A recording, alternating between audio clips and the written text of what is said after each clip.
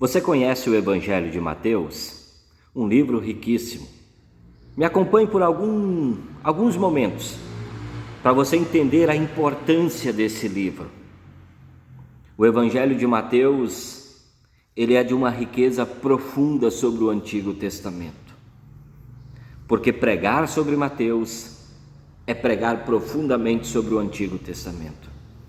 Meu pai, em memória, ele sempre dizia assim: filho, eu tenho a impressão de que na Igreja Evangélica Luterana do Brasil se prega muito pouco sobre o Antigo Testamento. Recordo-me que certa vez, em uma das minhas últimas conversas com ele, eu disse: pai, quando nós pregamos o Novo Testamento, na verdade nós estamos pregando profundamente o Antigo Testamento. O Novo Testamento nada mais é do que o cumprimento do Antigo Testamento. É a forma, a maneira como os evangelistas, os apóstolos e o próprio Jesus pregaram sobre o Antigo Testamento. Nós agora estamos iniciando um novo ano no calendário da igreja e vamos ter 40 semanas, das 52 semanas que tem aí o período de um ano, o período do tempo eclesiástico. Durante 40 semanas eu vou ter a oportunidade de ouvir, de pregar, de meditar sobre o Evangelho de Mateus. E isto é saudável para a igreja. Por quê? Porque pelo estudo do evangelista Mateus, eu aprendo a ler o Antigo Testamento. E eu aprendo a ler o Antigo Testamento de uma maneira única. E a maneira única de ler o Antigo Testamento, conforme o Evangelho de Mateus me propõe, é de maneira tipológica. Por isso, quando eu estudo sobre o Evangelho de Mateus, eu sou obrigado a mergulhar profundamente no Antigo Testamento, mas com uma nova perspectiva. E a perspectiva é chegar até Jesus, o Messias enviado da parte de Deus. Pelo Evangelho de Mateus, eu tenho uma oportunidade de ler e encontrar em Jesus como o cumprimento de todas as profecias apresentadas pelos profetas do Antigo Testamento. Nesse sentido, eu posso dizer que Mateus, ele é um intérprete infalível do Antigo Testamento. Mateus me oferece um quadro muito belo. É como voltar ao VAR bíblico. Então eu vou lá no VAR, em Mateus, e eu encontro um quadro belo sobre a cristologia da igreja primitiva. O Jesus que Mateus narra é o Filho de Deus, é o Messias esperado pelo povo judeu, é o descendente de Davi, em quem todas as profecias se cumprem. E é essencial destacar isso. Por quê? Porque a única Bíblia que aquelas pessoas naquela época liam e tinham conhecimento era o Antigo Testamento. Era o Antigo Testamento, essa era a Bíblia dos apóstolos, dos evangelistas. Tanto que Jesus, os evangelistas e os apóstolos, quando eles se referem ao Antigo Testamento, eles usam as expressões, as Escrituras, a lei e os profetas. O Novo Testamento é sem dúvida a palavra de Deus, mas é uma palavra que explica a palavra anterior. Eles falam sobre a palavra que veio a ser carne. O Novo Testamento não se sobrepõe ao Antigo, pelo contrário, é complemento, explicação, aplicação, continuidade. Em seu Evangelho, Mateus ele faz 64 citações do Antigo Testamento, mostrando assim a sua convicção de que Jesus é o cumprimento, é o intérprete infalível do Antigo Testamento. E Mateus ele apresenta um aspecto pedagógico na escrita do seu Evangelho, um aspecto pedagógico na atividade terrena de Jesus. E Mateus ele faz o que? Ele agrupa então 5 grandes discursos de Jesus para facilitar a memorização. Era comum que todo judeu sempre se referisse aos 5 primeiros livros da Bíblia. Então Mateus ele pega 5 grandes discursos de Jesus e diz: olha, isso aqui é importante, isso aqui é essencial. Isso aqui também precisa ser memorizado. Aí Mateus ele pega o primeiro discurso, Mateus capítulo 5, versículo 3, até o versículo 27 do capítulo 7, o Sermão do Monte, primeiro grande discurso. O segundo grande discurso é o Evangelho de Mateus capítulo 10, versículo 5 até o 42, que fala sobre o apostolado cristão. O terceiro grande discurso é Mateus capítulo 13, versículo 3 até o 52, o reino dos céus. O quarto grande discurso é Mateus capítulo 18, versículo 3 até o 35, a vida da e na comunidade cristã. E o quinto grande discurso, Mateus capítulo 24, versículo 4, até o versículo 46 do capítulo 25, o final dos tempos. Esses discursos, à medida em que eles são estudados, analisados, eles ganham ainda mais vida, eles ganham ainda mais intensidade. O cerne, conforme Mateus, o cerne da pregação de Jesus é o reino dos céus, que ao mesmo tempo é uma realidade presente, mas também futura. É importante destacar que 1/4, olha só, se formos colocar lá, dividir em 4 partes do Evangelho de Mateus, 1/4 deste Evangelho é material único deste evangelista. Nós não encontramos nada semelhante em Marcos, nada semelhante em Lucas, nada semelhante em João. O Evangelho de Mateus, a princípio, ele foi escrito para pessoas de origem judaica. E isso a gente evidencia pelo semitismo no texto, bem como também pelas muitas citações do Antigo Testamento. Após a destruição do templo de Jerusalém no ano 70 depois de Cristo, Mateus ele redigiu este evangelho provavelmente na Síria.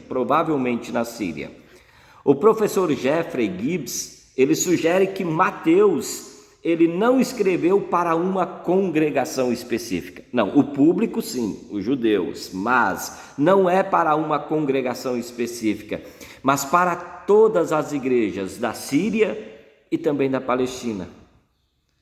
É curioso no Evangelho de Mateus, o evangelista iniciar este livro com a genealogia. Já que Mateus ele é um intérprete do Antigo Testamento, o cânon hebraico, ele traz como último livro do Antigo Testamento o livro de Crônicas. E o livro de Crônicas, ele é um livro cheio de genealogias, rico em genealogias. É o povo que voltou do cativeiro e precisava resgatar a sua identidade. Por isso ele é um livro cheio de genealogias. Aí Mateus, então, o que ele faz? Ele começa o Evangelho de Mateus como dizendo, olha a sequência. Aqui segue a história, aqui continua a história. E desta forma ele garante um resgate cultural e religioso. E ao mesmo tempo ele faz uma conexão de Jesus com Davi, Abraão e as promessas centrais do Antigo Testamento. Isso é fantástico em Mateus. A genealogia de Mateus ela está organizada em 3 grandes blocos e de forma muito notável nesses 3 grandes blocos, Mateus inclui mulheres. Olha a novidade, olha a novidade. Não tinha citação de mulheres na genealogia no Antigo Testamento. Agora Mateus, já logo tendo essa conexão, ele coloca mulheres, inclui mulheres. Mateus menciona 4 mulheres, Tamar, Raabe, Ruth e Batseba. E a inclusão dessas mulheres com as suas histórias complexas, de origem estrangeira, aponta para a salvação universal em Jesus Cristo, mostrando que a redenção não está na genética. A salvação está na graça de Deus em Cristo Jesus. Mateus, logo na genealogia, ele coloca Jesus como Cristo. Cristo é a palavra grega para Messias, ungido, destacando que Jesus é o Filho de Deus, é o descendente de Abraão, o pai de muitas nações, é da linhagem de Davi. Mateus também apresenta logo no começo Jesus como Emanuel, aquele que o profeta Isaías anunciou. Isaías 7, versículo 14. E ele faz isso colocando no capítulo 1 Jesus como Emanuel, e daí conecta logo com Mateus capítulo 28, quando Jesus ressuscitado, ele diz o quê? Que ele é o Emanuel. Eu estarei convosco todos os dias. Isso é fantástico, porque o próprio Jesus ressuscitado promete estar conosco, com a sua igreja, na realização da sua missão. O Evangelho de Mateus, conhecido como o Evangelho do Reino, ele possui uma riqueza teológica e que se alinha de maneira muito notável com os pilares do confessionalismo luterano, porque aborda temas como lei e evangelho, justificação pela fé e natureza da igreja. É interessante observar que Mateus, ele apresenta a lei de Deus de uma forma singular no Sermão do Monte, capítulo 5 de Mateus, capítulo 6 e capítulo 7. Ali ele mostra que Jesus, ele não veio para abolir a lei. Na verdade, Jesus veio para cumprir a lei. E Mateus, ele faz o quê com esse discurso de Jesus? Porque é isso que Jesus faz. Jesus, ele eleva a lei a um nível interior, revelando para mim, revelando para você a incapacidade humana de se alcançar a justiça de Deus por si mesmo. E exatamente por eu não conseguir alcançar a salvação por mim mesmo, a justificação por mim mesmo, eu preciso de Cristo, o único que cumpriu a lei perfeitamente em meu lugar. Embora Mateus ele dá muita ênfase à importância de fazer a vontade do Pai, essas ações, elas são vistas e apontadas como sendo um fruto da fé, não como uma causa de salvação. As parábolas e os milagres de Mateus, eles frequentemente destacam a fé do indivíduo, um dom de Deus como o verdadeiro motor da salvação, porque a fé genuína sempre produz obras. Mateus é o único evangelista a usar a palavra igreja. A declaração de Jesus a Pedro, ela é interpretada como uma igreja que é edificada não sobre a pessoa de Pedro, não, mas sobre a confissão advinda do Espírito Santo feita por Pedro, a confissão de fé que Pedro fez. Tu és o Cristo, o Filho do Deus vivo. Aí a grande comissão, a igreja, ela reafirma a centralidade do batismo e do ensino da palavra como sendo o principal meio da graça, pelo qual Deus, ele opera, pelo qual Deus sustenta a fé em seu povo.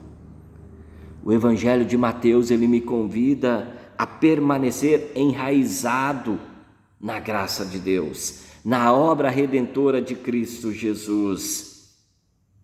Ele mantém a centralidade da fé para a vida cristã. Fé é essa que eu recebo pelo batismo, fé é essa que eu recebo pela proclamação do Santo Evangelho. O Evangelho de Mateus me lembra que Jesus é o cumprimento de todas as profecias e que a encarnação do próprio Deus é o único caminho para a minha salvação. Eis a importância de estudar este Evangelho, o Evangelho de Mateus. Porque eu mergulho no Antigo Testamento, mas porque eu descubro que Jesus veio para me dar a salvação prometida, salvação já anunciada pelo próprio Deus em Gênesis capítulo 3, versículo 15. E salvação essa que continua sendo proclamada para as pessoas quando elas recebem o batismo, quando elas recebem a proclamação da palavra.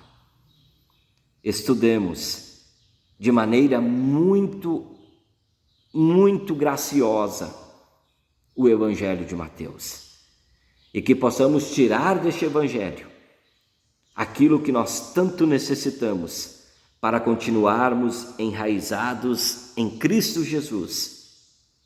Deus te abençoe. Um forte abraço. Até uma próxima oportunidade, se o Papai do Céu assim nos permitir. Tchau, tchau.